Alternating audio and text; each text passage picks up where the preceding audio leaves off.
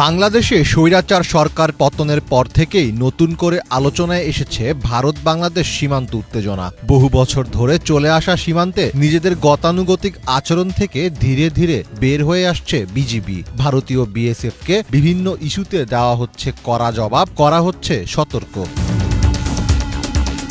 ভারত বাংলাদেশ সম্পর্কের নানা মেরুকরণের মাঝে তাই বাড়তি গুরুত্ব পাচ্ছে নিরাপত্তা ইস্যু। আর এবার সে ইস্যুকে কেন্দ্র করে আরও তৎপর হওয়ার পরিকল্পনা করছে ভারত।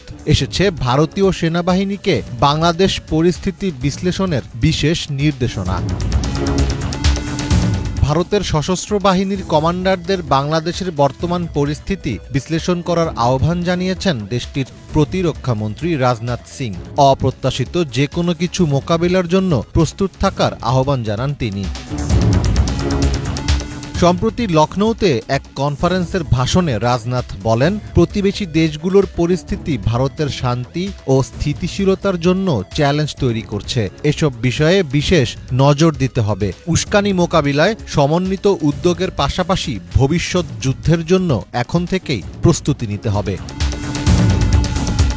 রাজনাথের এই বক্তব্যে বাংলাদেশের নাম সরাসরি উল্লেখ না করা হলেও তিনি বাংলাদেশ পরিস্থিতির দিকেই ইঙ্গিত করেছেন বলে মনে করছেন বিশ্লেষকরা। তবে ভবিষ্যৎ যুদ্ধের প্রস্তুতির কথা বলে রাজনাথ ঠিক কিসের ইঙ্গিত দিয়েছেন সেটি নিয়েও প্রশ্ন তুলেছেন অনেকে।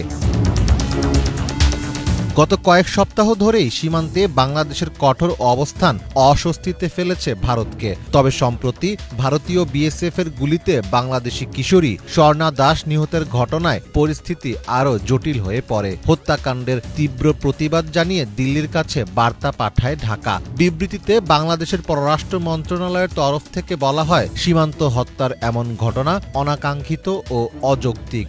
ভারত সরকারকে এ ধরনের জঘন্য কাজের পুনরাবৃত্তি রোধ করে দায়ী ব্যক্তিদের বিচারের আওতায় আনার আহ্বান জানিয়েছে বাংলাদেশ সরকার।